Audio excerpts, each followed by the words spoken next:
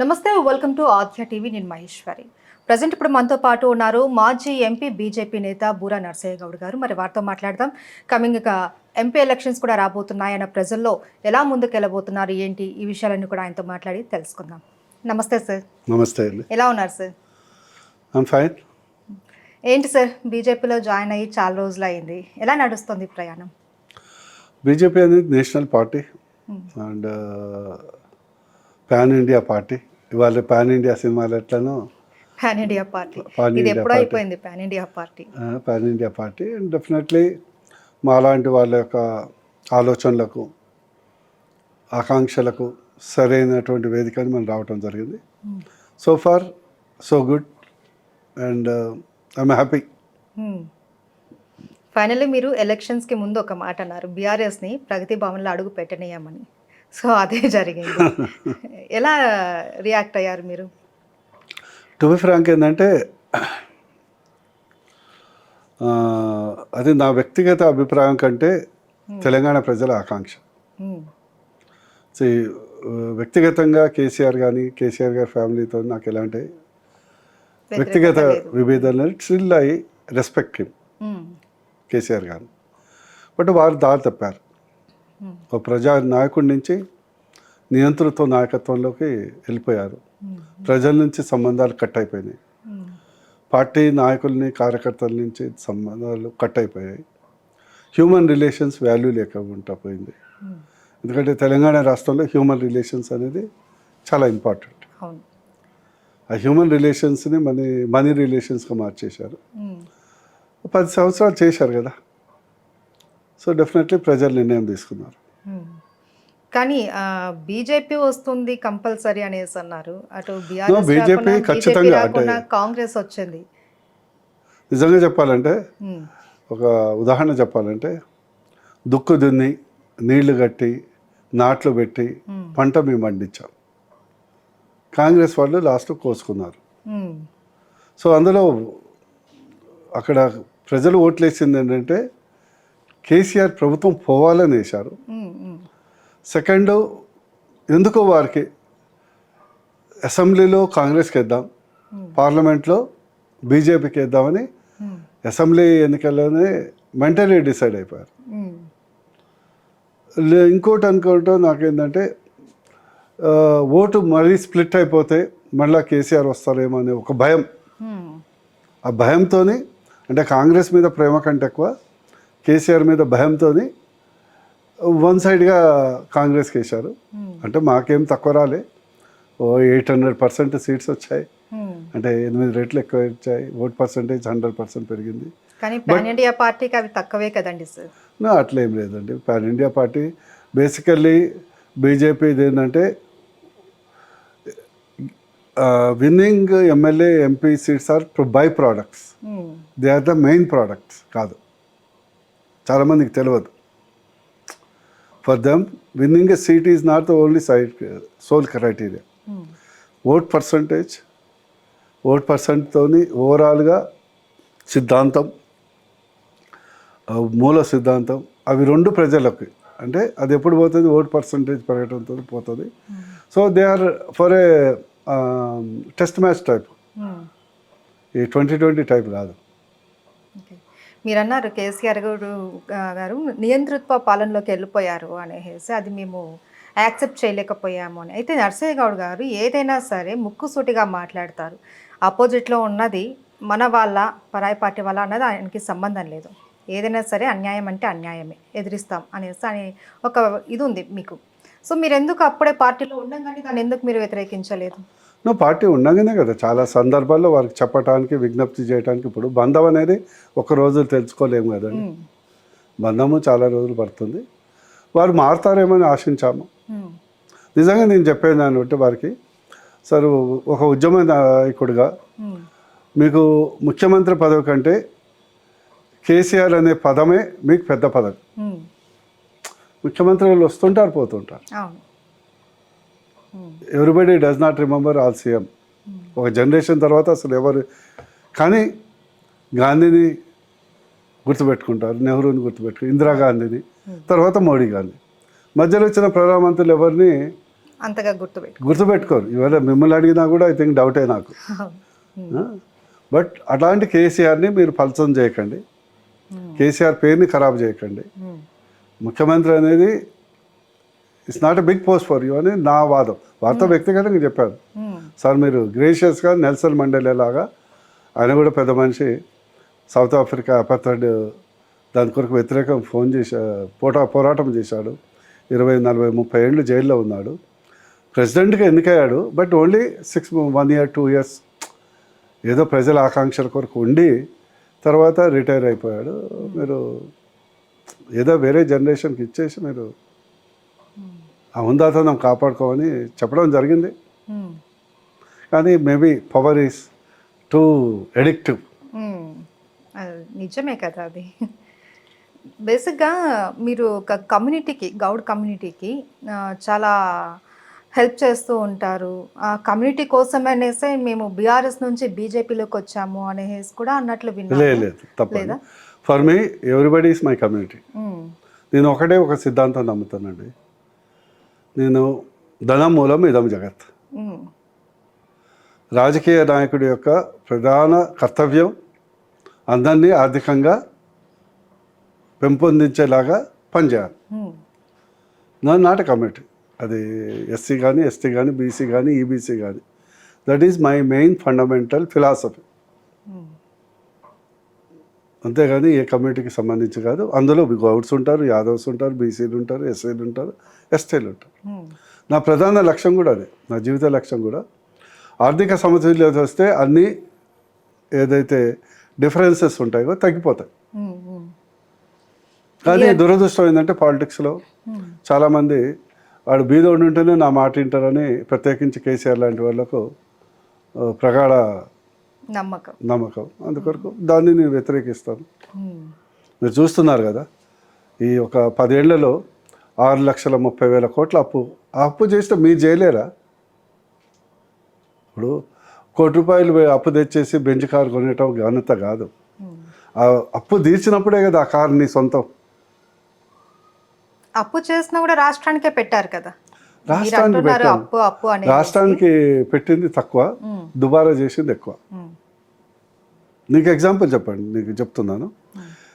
నేను ఆస్తులు పెట్టిన, అప్పులు పెట్టిన, టెల్ మీ, మీరేమి ఆస్తులు క్రియేట్ చేశారు చెప్పండి. నాగార్జున సాగర్ మీరు కట్టారా? శ్రీశైలం మీరు కట్టారా? నిజాం సాగర్ మీరు కట్టారా? ఎలంపల్లి మీరు కట్టారా? అవన్నీ గతంలో కట్టిన ప్రాజెక్ట్. 66 ప్రాజెక్టులు 66,000 అప్పుతోనే కట్టారు. 66 అది ఎక్కువ. ఇప్పుడు లక్షల అప్పులు, అప్పుడు అదే కదా. ఇప్పుడు ఫర్ ఎగ్జాంపుల్ కాళేశ్వరంలో తీసుకోండి, 1,00,000 కోట్లు పెట్టారు. దానివల్ల దాదాపు నాకు తెలిసి మొన్ననే ఏదో వచ్చింది రిపోర్టు, 14,000 కరెంటు బాకీ. ఇది బొక్క 1,00,000 కోట్లు, 14,000 కరెంటు బాకీ. దానివల్ల దాని నుంచి తోడింది 30 TMCలే ఇప్పటి వరకు. దానికి మిత్తి కట్టుడే ఇప్పటికి 12,000 కట్టినాం. అసలు ముచ్చట్లేదు. అది ఆస్తట్లేదు, అది ఆల్రెడీ కుంగిపోయింది. మళ్ళీ వచ్చే వరదల్లో అది ఉంటుందా ఊడుతుందా ఎవరికి తెలియదు. మరి మీరు ఇప్పుడు ఇన్ని మాట్లాడుతున్నారు, మరి కాళేశ్వరం కట్టే టైంలో మీరు బీఆర్ఎస్ లోనే ఉన్నారు కదా. ఇప్పుడు చూడండి, పార్టీలో ఉన్నప్పుడు పార్టీలో అంతర్గతంగా చెప్తాం. Internal democracy in party is that. Internal democracy అంటే ఏంటంటే, ఒక పార్టీ వ్యక్తిగా నేను బయట చెప్పకూడదు.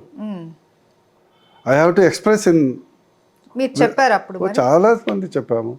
డబుల్ బెడ్రూమ్ గురించి ఎన్నో చివాట్లు తిన్నా నేను. అది వర్కౌట్ కాదు సార్, మీరు చేసేది తప్పు.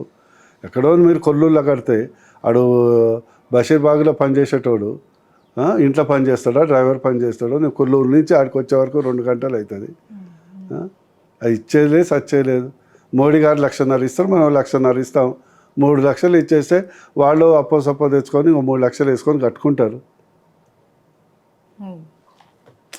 ఇక దాని మీద మనం డిస్కషన్ చేసినా వేస్తాం. ఎందుకంటే కేసీఆర్ గారు గద్దె దిగటానికి ప్రధాన కారణం డెవలప్మెంటు ఇది అది కాదండి. మెయిన్ వారి యొక్క ప్రవర్తన, అహంకారం, డెమోక్రసీ లేకపోవటం, పార్టీ డెమోక్రసీ లేవటం, అందరినీ చులకన చూడటం, అహం బ్రహ్మస్వి అని ఒక అంతేగాని అది మాకేయాలని ఉంటే సరే ఏదో మాకు పార్లమెంట్లో ఇస్తాంలే అని జనం డిసైడ్ అయ్యారు, కాంగ్రెస్ కొట్టుకుపోయింది. సో ఇలా సమర్థించుకుంటున్నారా? రియాలిటీ ఐమ్ టెలింగ్, మీరు చెప్పిన రియాలిటీ కదా. ఓకే. సాక్షాత్ రాహుల్ గాంధీ చెప్పాను కదా, మేము 1 year 8 months బిఫోరు 3rd పొజిషన్లో ఉన్నాం తెలంగాణ, ఇన్ 8 months ఓన్లీ మేము ఫస్ట్ పొజిషన్కి వచ్చి, దీని కాదు కదా రాహుల్ గాంధీ చెప్పిండు, పత్రికాముఖంగా చెప్పిండు. మేము మా అధ్యక్షులు, పాత అధ్యక్షులు, ప్రజెంట్ అధ్యక్షులు, మా యువ మోర్చా తన్నులు తిని అరెస్టులు అయ్యి ఉద్యమాలు చేసి ఆ మొత్తం పీరియడ్లో మీరు చూసారు ఎప్పుడైనా కాంగ్రెస్ వాళ్ళు ఒక్కరోజు జైలుకి పోయంగా చూసారా? ఒకరోజు ఉద్యమాలు చేయంగా చూసారా? ఒకరోజు ఇంటర్ ఎగ్జామ్ పిల్లలు చనిపోవడం కానీ ఇతరత్ర ఏదైనా కూడా మీరు చూసి మొత్తం మా క్యాడరు లీడర్లు వ్యతిరేకత అనేది ప్రజలకు పోయింది. సరే రాజకీయాల్లో నథింగ్ ఈస్ పర్మనెంట్, డైనమిక్. సమయంలో కూడా మీరంతా కూడా కలిసే పాల్గొన్నారు కదా ఈ ఉద్యమం టైంలో కూడా, తెలంగాణ ఉద్యమం టైంలో అందరం కలిసి అప్పుడంతా బీఆర్ఎస్ తోటే ఉన్నారు. అప్పుడు ఆల్ పార్టీ చేసాము కదా. ఇప్పుడున్న రేవంత్ రెడ్డి కానీ ఇప్పుడు ఒకటేంటంటే కాంగ్రెస్ గవర్నమెంట్లో ఉన్న వాళ్ళందరూ ఇక్కడ తెలంగాణలో ఏంటంటే ఓ శత్రుత్వం అంటూ ఉండదు, ఓన్లీ కేసీఆర్ వచ్చినాకనే అది డెవలప్ అయింది. మరి అంతకు ముందు లేవా ప్రతిపక్ష పార్టీలు, ప్రజా పార్టీలు? అప్పుడు పార్టీలు ఉన్నాయి. టీడీపీ ఉంటే కాంగ్రెస్ వాళ్ళు మంచిగానే ఉండేది, కాంగ్రెస్లో ఉంటే టీడీపీ వాళ్ళు మంచిగానే ఉండే. అందరికీ మీరు మహేశ్వర్ గారు ఆ సెక్రటేరియట్ కట్టుకొని దాని ముందర 100 మంది పోలీసులు పెట్టుకుంటారు. ఎమ్మెల్యే ఎంపీకి ఎంట్రీ లేని సెక్రటేరియట్, ఆ దరిద్రం ఎక్కడైనా రాష్ట్రంలో ఉంటుందా చెప్పండి? ఇంతకంటే దరిద్రం ఏమైనా ఉంటుందా? Secretariat is meant to redress public problems. ఇంత దరిద్రమైన ఆలోచన ఎందుకు వస్తుందో నాకు అర్థం. అది చూస్తే ఏంటంటే నేను దుబాయ్కి ఎప్పుడో, మన దుబాయ్ కాదు సింగపూర్కి అక్కడ ఏదో పోయిన కంట్రీ, ఓ రాజప్రసాదం అని ఉంటుంది, మొత్తం నిర్మానుష్యంగా ఉంటుంది, ముందర గార్డ్స్ ఉంటారు. మీకు మీడియా పాయింట్ ఉందా? మీరు సార్ కొత్తగా వచ్చి ఉండొచ్చు కానీ మీ మీడియాకు ఇదివరకు అసెంబ్లీలో మీడియా పాయింట్ ఉండేనా? ఏమన్నా కారాగారమా?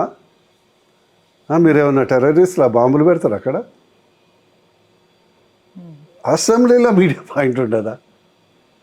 సెక్రటరీలో నేను రాజకీయాలు లేనప్పుడు ఎవరో మంత్రులను ఎవరినో ఫోన్ చేసేసి అంటే డాట్సాప్ రండి అని కలిసేది పోయేది. ఈవెన్ ఉద్యమ కాలంలో కూడా కిరణ్ కుమార్ రెడ్డి ఉన్నప్పుడు కూడా ఏదో మా నిమ్స్ గారి గురించి ఏదో గొడవ ఉంటే ఫోన్ చేస్తే రండి డాట్సాప్ అంటే పోదాం, ఒక గంట సేపు కూర్చున్నాం, ఛాయ్ తాగినాం, మాట్లాడినాం. సో సాధారణ ప్రజలకు, ఎంపీ ఎమ్మెల్యేలకు కూడా మంత్రులకు అలో లేకుండా అయిపోయింది అనమాట. అది గండికోట రాష్ట్రం.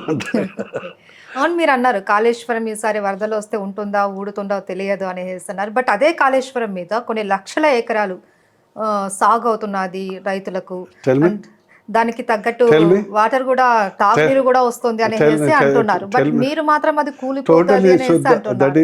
ఎందుకంటే కేసీఆర్ గురించి నాకు బాగా తెలుసు అండి. కాళేశ్వరం ఏంటంటే గోదావరి నది మీద కట్టింది, పైన పోచంపాడు, ఎల్లంపల్లి, అక్కడి నుంచి ఇంకోటి వస్తుంది వెనుగంగ అని ఇంకోటి, 2 కలుస్తాయి. తర్వాత గోదావరి మెయిన్ బ్రాంచ్ అవుతుంది. మేడిగడ్డ కట్టి అంటే కిందికి వచ్చే నీళ్ళు మేడిగడ్డ కట్టి, అన్నారం కట్టి, సున్నిళ్ళ కట్టి, ఇక్కడి నుంచి దీంట్లోకి, దీంట్లో నుంచి దీంట్లోకి, దీంట్లో నుంచి దీంట్లోకి, దీంట్లో నుంచి దీంట్లోకి. మరి ఈ వర్షం వస్తే నీళ్ళు కిందికే కదా వచ్చేది, కామన్ పాయింట్. సో ఇప్పటి వరకు నేను చెప్తున్నా కదా 30 TMC లిఫ్ట్ చేసింది. ఇదివరకు ఎప్పుడు అక్కడ మోటార్ ఆన్ చేయగానే వర్షం వచ్చేది, ఎత్తిన నీళ్ళు మళ్ళా కింది పోయేది. ఇది జోక్ అయిపోయింది. సార్ మీరు అంటున్నారు ఇప్పుడు దాంతో పెద్ద ఉపయోగం లేదు, ఖర్చు తప్పితే అనేసి. బిఫోర్ కాళేశ్వరం మనం చూసుకుంటే ఎక్కడ పంటలు లేవు. That's wrong aspect. మీకు మీరు 9 years రికార్డ్స్ తీసుకోండి, full of rains entire country. మనకు మిడ్ మానేరు, ఎల్ఎండి, పోచంపాడు ఇవన్నీ మెయిన్ నదులు. వర్షం ఫుల్ వచ్చింది, అందుకొరకు నీళ్ళు ఉన్నాయి. మరి పవర్ విషయం మీరు ఇప్పుడు యా నేను అదే ఐఎమ్ సో హ్యాపీ. 24 hours నేను ఒకటే power అనేది చెప్తాను, మనకి ఇచ్చారు. తెలంగాణ రాష్ట్రంలో వచ్చినప్పుడు 7,700 మెగావాట్లు తెలంగాణలో ఉత్పత్తి సాధ్యం. ఇప్పుడు మేబీ 2023 16,000 రఫ్లీ 14,000 16,000 లెక్క కాదు 14,000 డబుల్ అయింది. నాకు ఒక్కటి చెప్పండి, కేసీఆర్ డబుల్ అంటే 7,700 మెగావాట్లు కొత్తగా వచ్చినట్లు. కేసీఆర్ ఎక్కడ ఉత్పత్తి చేశాడు? కొత్త పవర్ ప్లాంట్ కట్టాడా? కొట్టాలి కదా 7,700. ఒక్క భద్రాద్రి పవర్ ప్లాంట్ 600 మెగావాట్లు కట్టిండు. మిగతా 7,000 మెగావాట్లు ఎక్కడి నుంచి వచ్చింది? ఎక్కడి నుండి వచ్చింది చెప్పండి. మీకు ఒకసారి సీన్ 2014 బిఫోర్, అప్పుడు కేసీఆర్ కూడా ఉన్నాడు కదా రాజకీయాల్లో. కరెంటు కోతలు, వాటర్ ప్రాబ్లం, బొగ్గు కొరత గుర్తుందా? ఇవన్నీ ఉన్నాయి. 2014 తర్వాత తెలంగాణ వచ్చిన తర్వాత ఈ మార్పు వచ్చింది. అవును, తెలంగాణ వచ్చిన తర్వాత మార్పు వచ్చిందా? మోడీ వచ్చిన తర్వాత మార్పు వచ్చిందా? తెలంగాణ వచ్చిన తర్వాతనే మార్పు వచ్చింది అని అంటారు. లేదు, దట్స్ రాంగ్ ఆస్పెక్ట్. మరి మోడీ ప్రభుత్వం అంతకు ముందు కూడా ఉంది కదా. మోడీ లేదు, ఎక్కడుంది? రెండు ఒకసారి కదండి. అలా కాదండి, ఇప్పుడు 2014 కదా మోడీ అన్నది నేషనల్ పార్టీ కదా. నేషనల్ పార్టీ గవర్నమెంట్ 10 years కాంగ్రెసే కదా. కానీ నేషనల్ పార్టీ ప్రతిపక్షాలు ఉంటాయి, గవర్నమెంట్ అయితే కాంగ్రెస్ కదా. మోడీ వచ్చాక ఏం చేశారంటే వెరీ గుడ్ పవర్ పాలసీస్ తీసుకొచ్చారు. ఈరోజు 7,700 మెగావాట్ల ఉత్పత్తిలో 5,500 మెగావాట్లు కేవలం solar energy by private companies. అంటే సోలార్ దీని వల్ల వచ్చింది అంటారా? Solar energy that to because of the Modi's policy. Banking investment facilitate చేసి వాళ్ళకి చేయటం. ఓన్లీ 600 మెగావాట్లే. అండ్ 1,400 మెగావాట్లు కొత్తగా కట్టింది ఎన్టీపీసీ కేంద్ర ప్రభుత్వం. అందులో 80% తెలంగాణకు వస్తుంది. ఇంకోటి మీకు కైండ్ ఇన్ఫర్మేషన్, గతంలో ట్రాన్స్ఫార్మర్ పేలిపోయేది ఎందుకంటే single face, triple face, industrial same ఉంటుండే. మోడీ గారు వచ్చిన తర్వాత ఉదయ్ స్కీమ్, చాలామంది తెలియదు, ఉదయ్ స్కీమ్ కింద దాదాపు 43,000 కోట్లు జెన్కోకి ఇచ్చాడు. 23,000 కోట్లు మొత్తం దాదాపు 74,000 కోర్సు అండర్ దీస్ 2 స్కీమ్స్ వీటికి ఇచ్చారు. ఇక్కడ తెలంగాణలో కట్టిన పవర్ ప్లాంట్స్ కానీ, పవర్ ప్లాంట్ కాదు ఎలక్ట్రిక్ సబ్స్టేషన్స్ కానీ, 3 phase లైన్స్ కానీ, అగ్రికల్చర్ సపరేట్ లైన్ కానీ, ఇండస్ట్రియల్ సపరేట్ లైన్ కానీ, ఈ ఎల్ఈడి బల్బ్స్ కానీ 100% బీజేపీదే అంటారు 100%. అండ్ ఇంకోటి మీరు గుర్తుపెట్టుకోవాలి, మన రాష్ట్ర దేశంలో 4,30,000 మెగావాట్ల సామర్థ్యం ఇప్పుడు ఉంది. అందులో మనం దాదాపు 2.5 లక్షల మెగావాట్లే ఖర్చు పెడుతున్నాం. అండ్ ఇంకోటి, బీజేపీ వచ్చిన తర్వాత వార్దార్ టు నిజామాబాద్, ఇదివరకు మనకు తెలంగాణకు నార్త్కు కనెక్టివిటీ లేదు. నార్త్లో కరెంట్ ఎక్కువ ప్రొడ్యూస్ అవుతుంది. ఈ కాశ్మీర్ మన లోయలు ఉన్నాయి కదా, హైడ్రో ఎలక్ట్రిక్ చాలా ప్రొడ్యూస్ అవుతుంది. మన కనెక్షన్ లేదు.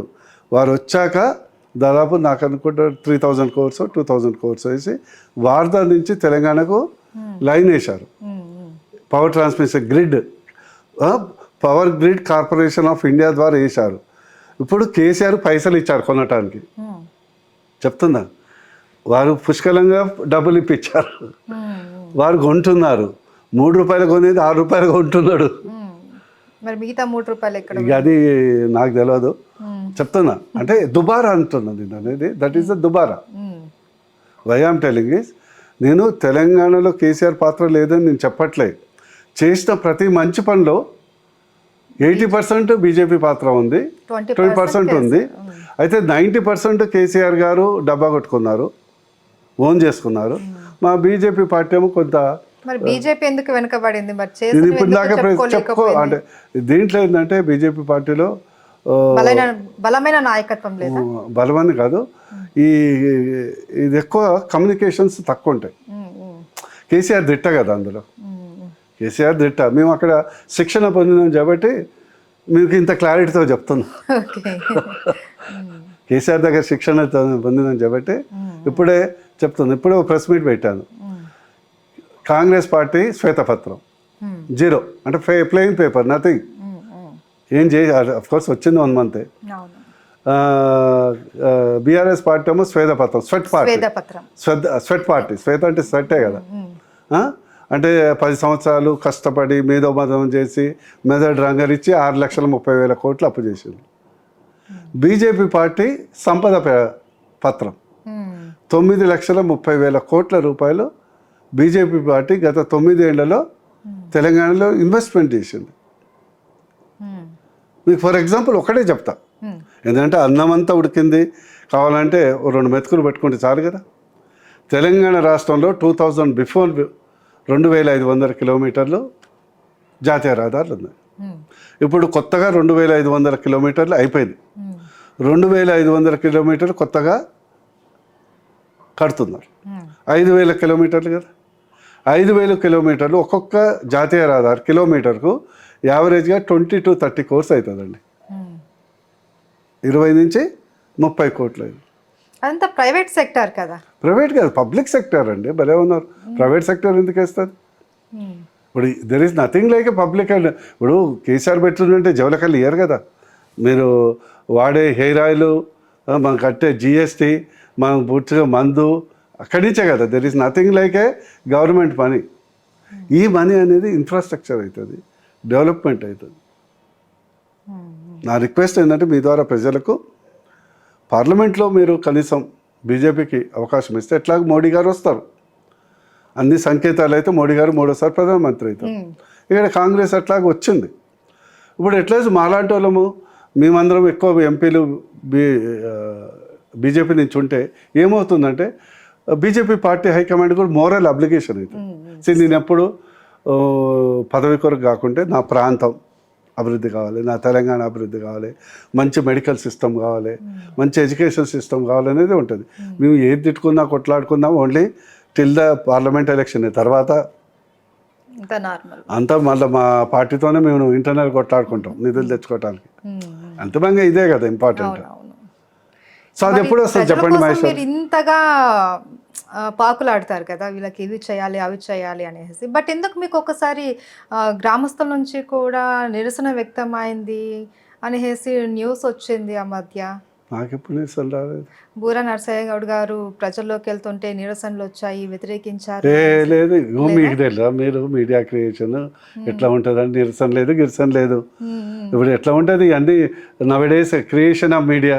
యూ కీప్ 10 people మందుబాటులు పెట్టేసి ఏదన్నా హల్చల్ చేయగానే మీరు రికార్డ్ చేసేసి, సో అవన్నీ కాదు మీడియా క్రియేషన్. అట్లాంటి ఏం లేదు. ఐఎమ్ అజాత శత్రు. మోస్ట్ ఆఫ్ ద పీపుల్స్ అదే చెప్తారు. నేను డెవలప్మెంట్, పీపుల్ ఆర్థికంగా ఉండాలి, ప్రతి ఒక్కరి ఇంట్లో మంచి ఇల్లు ఉండాలి, ఇంటి ముందర కారు ఉండాలి, పిల్లలు మంచిగా చదువుకోవాలి. That is my end point of the politics. అంతే కదా. అంతే. బీఆర్ఎస్లో బూరా నరసయ్య గౌడ్ గారు అండ్ ఈటెల రాజేందర్ గారు ఇద్దరు ఉన్నారు. ఇద్దరు బీజేపీలోకి వచ్చారు. కానీ మీ మధ్య ఏదో వార్ నడిచింది, ఒక డిఎన్ఏ వార్ నడిచింది అనేసి విన్నాను కదా, లేదా? నేను ఎవరితో వార్ పెట్టుకోనండి. నేను పెట్టుకుంటే అన్యాయం జరిగితే మీతో పెట్టుకుంటారా? నేను ఎప్పుడు ఒకటే. సమ్ మై డిఎన్ఏ ప్రాబ్లం ఏంటంటే I don't worry about my safety or my profitability. చాలా వరకు కామగానే ఉంటా. అన్యాయం జరిగితే మాత్రం ఐ కాంట్ కీప్ ఎదుర్కోవడానికి. అది ఓన్ పార్టీ కానీ ఏ party. See what is the life అండి? What is life? నాది simple philosophy. At the end of your life you should do something. ఇప్పుడు ఎంతమంది ఎంపీలు ప్రతి సంవత్సరం ప్రతి టర్మ్లో 543 మంది ఎన్నికవుతారు, పోతారు, తర్వాత ఈ లోకం నుంచి వెళ్ళిపోతారు. అందరూ గుర్తుపెట్టుకుంటారా? పెట్టుకోరు కదా. So do something good for the people. ఇప్పుడు అందుకొరకే నాకు ముక్కు సూటిగా ఉన్నట్టు మాట్లాడతారని పేరు ఉంది. మనసులో ఒకటి పెట్టుకోను, సౌమ్యంగా మాట్లాడతారు, ఏదన్నా సౌమ్యంగా మాట్లాడుతాను కానీ కఠినంగానే వ్యవహరిస్తాను అవసరం అంటే. Okay. And present Congress party ఈ 100 రోజులు, ఇంకా 100 రోజులు కాలేదు, 1 month అయింది. ఈ పరిపాలన చూస్తే మీకు ఏమనిపిస్తుంది? ఈ 6 గ్యారెంటీలు ఇవన్నీ కూడా సాధ్యమవుతాయంటారా? నేను అంటే 1 month అయింది కాబట్టి అనవసరంగా వాళ్ళని విపరీత ధోరణిలో క్రిటిసైజ్ చేస్తుంటాం తప్పు.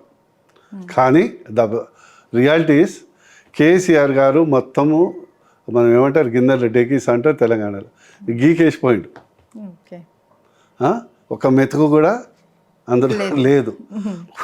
మాకు వచ్చే ఏదైతే ఆదాయం ఉంటుందో జీతాలకు పెన్షన్లకే ఉన్న సంక్షేమ పథకాలకే చాలా కష్టం.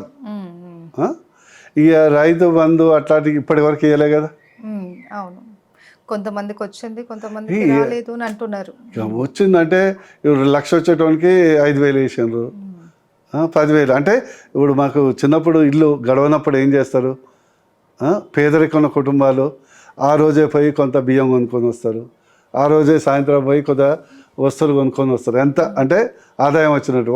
అదే ఆదాయం బాగుంటే ఏంటంటే మంత్కి సరిపోయిన సరుకులు తెచ్చుకుంటారా లేదా. Present government day to day ఎగ్జిస్టెన్స్గా నడుస్తుంది. సో నేను టైం లేదు కాబట్టి సర్దుబాటులో నడుస్తుంది. ఇప్పుడు ఇంకోటి ఏంటంటే మీరు before Congress government, after Congress government ఫోటోలు తీసుకోండి. కాంగ్రెస్ నాయకులే ముఖ్యంగా ముఖ్యమంత్రి గారికి ఫోటోలు తీసుకోండి, కంపేర్ చేయండి. మీకు అర్థమైంది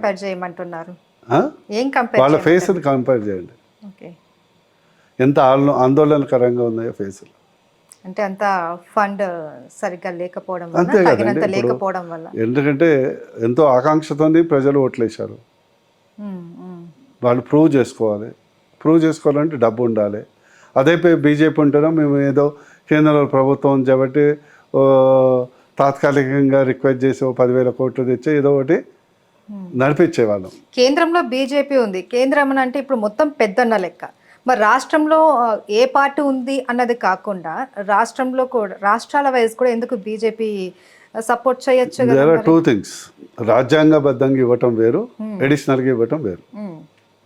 రాజ్యాంగబద్ధంగా ఏదైతే 42% ఆఫ్ ద డివల్యూషన్ అవన్నీ యాస్టీస్ వస్తాయి, అందులో ఎలాంటి ఏ ప్రభుత్వం అదర్ బెనిఫిట్స్ ఏదైతే రావాలో. సపోజ్ నేను ఎయిమ్స్ తెచ్చానండి, ఇవ్వాలని గ్యారంటీ ఏం లేదు కదా. 4 సంవత్సరాలు కొట్లాడాను, అప్పుడు నడ్డా గారు, హర్షవర్ధన్ గారితో మంచి ర్యాపో ఏర్పాటు చేశాను,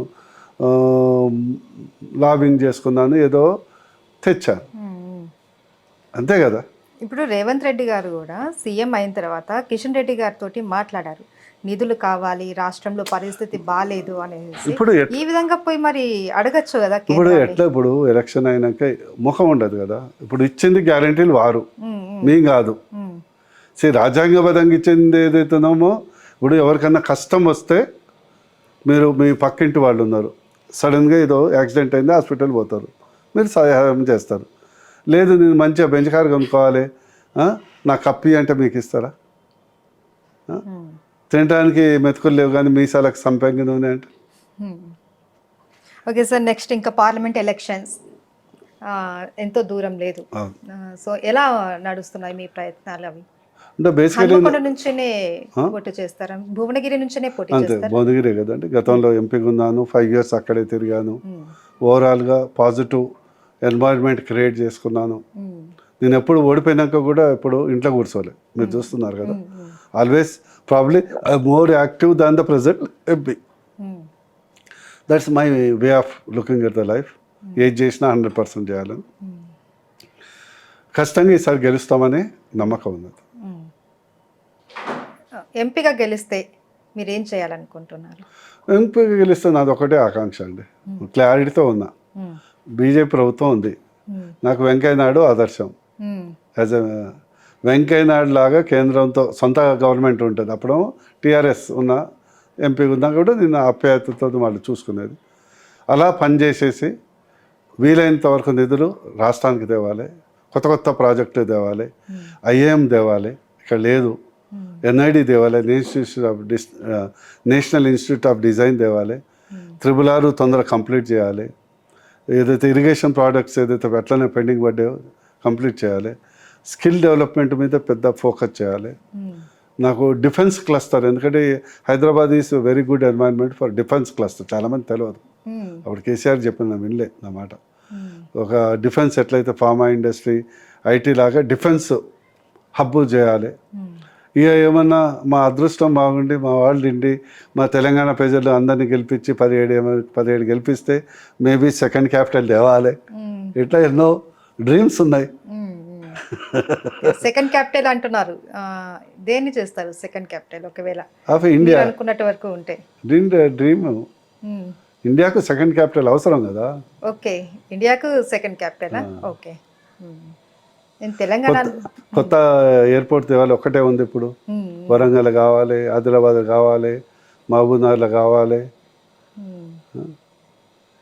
ఇట్లా ఎజెండా చాలా ఉంది.